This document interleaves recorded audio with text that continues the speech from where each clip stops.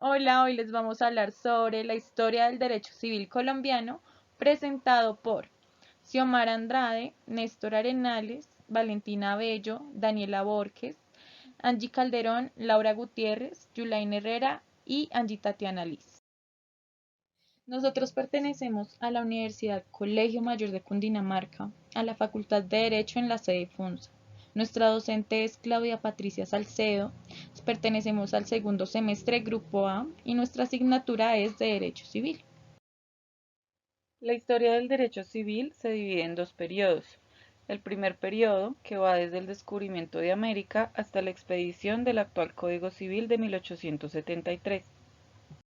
Y el segundo periodo, que comprende la historia actual del Código Civil de 1873, antes de la vigencia de este, rigió en el país la legislación especial que dictó España para sus colonias, que fueron la legislación de Indias, el derecho español y la legislación nacional de 1823 a 1873.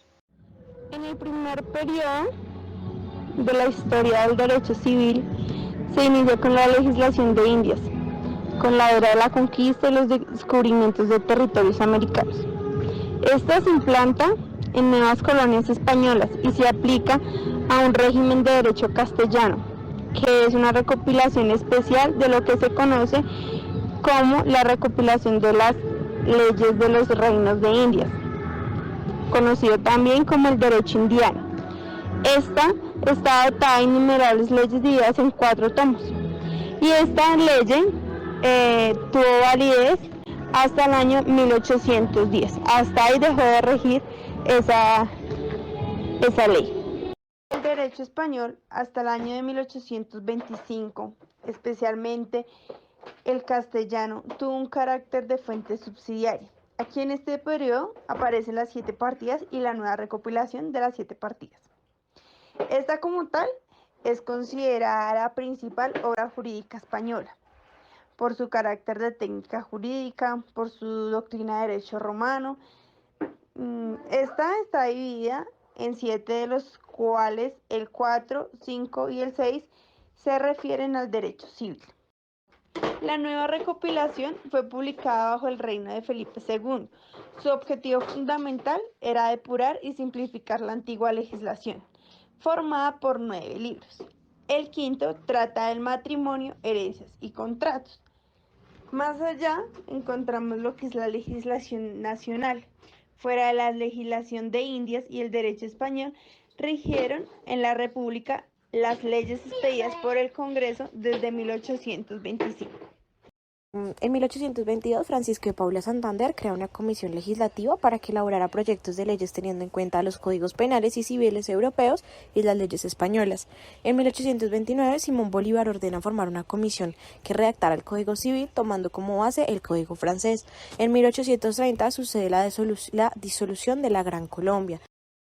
En 1840, Andrés Bello comienza a trabajar privadamente en la elaboración del Código Civil, cuyo trabajo finalizó en el año de 1852. En 1855, la compilación redactada por el señor Andrés Bello fue aprobado como Ley Nacional del Chile. En 1858, el Estado de Santander adopta el Código de Andrés Bello. En 1859, los estados de Cundinamarca y Cauca. Ya en 1860, Estado de Panamá. En 1864, los estados de Antioquia y Boyacá. En 1873, finalmente, el día 26 de mayo de 1873, por iniciativa del presidente Murillo Toro, se expidió el Código de la Unión. Este debía regirse en forma unánime en todos los estados y se tomó como modelo el Código de Andrés Bello.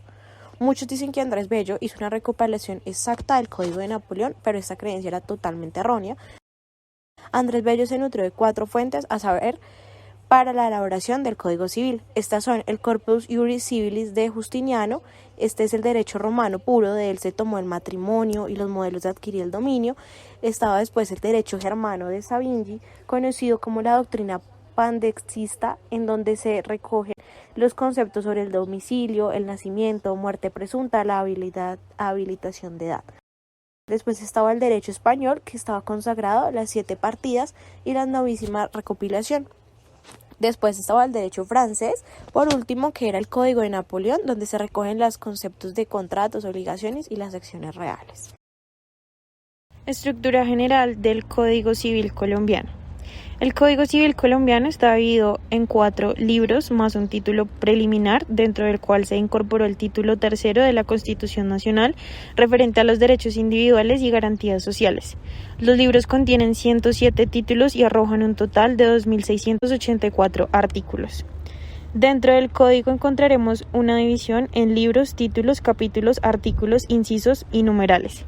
La mayor función del código podría resumirse en lograr la reducción y codificación a una norma de derecho o a una norma de ordenación sistemática.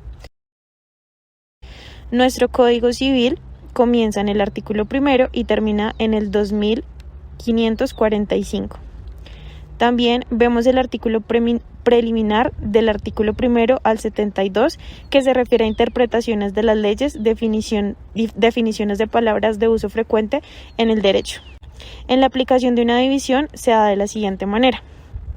Libro de las personas, del artículo 73 al 652. Libro de los bienes, del artículo 653 al 1007. Libro de la sucesión, del artículo 1007 al 1493, y el libro de las obligaciones, del artículo 1494 al 2545. Algunos conceptos básicos del derecho civil. Inicialmente tenemos la capacidad de goce, lo cual es la aptitud para ser titular de derecho o obligaciones. Está la capacidad de goce y la capacidad de obrar. La capacidad de goce es la medida de la aptitud para participar en la vida jurídica por sí mismo o por un representante, para favorecerse con las ventajas o soportar las obligaciones. Todas las personas tienen capacidad de goce, pero no de obrar.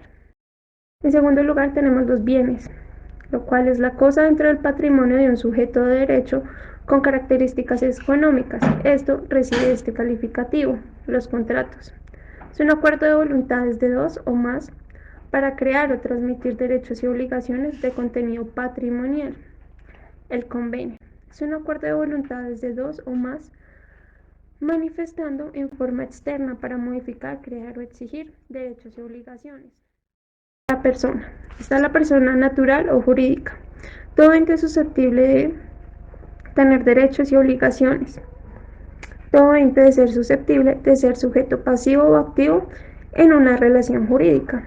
El usufructo. Es un derecho temporal de disfrutar para aprovechar el bien, pero el usufructuante no tiene derecho de disponer del bien, es decir, no puede venderlo.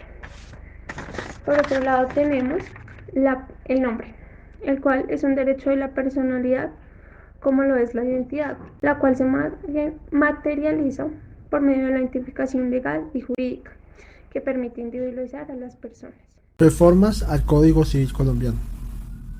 A lo largo del siglo XX, Colombia vivió una serie de cambios que resonaron en su Código Civil, siendo la más destacada la reforma constitucional del año 1936, hecha por el presidente liberal Alfonso López Pumarejo. Esto dio un nuevo sentido institucional en nuestro país y puede afirmarse que esta nueva carta política vino a impulsar las reformas en todos los campos del derecho, incluyendo el derecho civil. Se dictaron varias leyes a raíz de esta reforma, de las cuales se pueden mencionar la Ley 200 de 1936, o Ley de las Tierras. Constituye también una modificación sustancial en lo relativo al dominio y posesión de bienes raíces.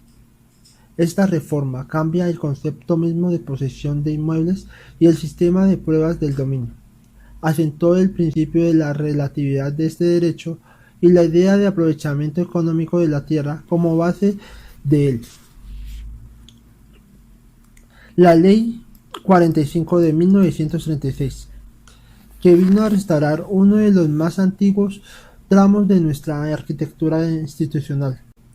Ella quiso devolver a millones de ciudadanos la dignidad y el derecho a la vida civil que leyes reaccionarias le habían arrebatado. También en esta misma ley se hace una mención en relación a las sucesiones, ya que admitió a los hijos naturales a concurrir con los legítimos a la sucesión del padre. En conclusión, el Código Civil colombiano es uno más de los estamentos constitucionales que lo que intenta buscar es una sana convivencia entre personas naturales o jurídicas y de su relación entre entidades como el Estado, siendo este el promotor y administrador de las normas civiles.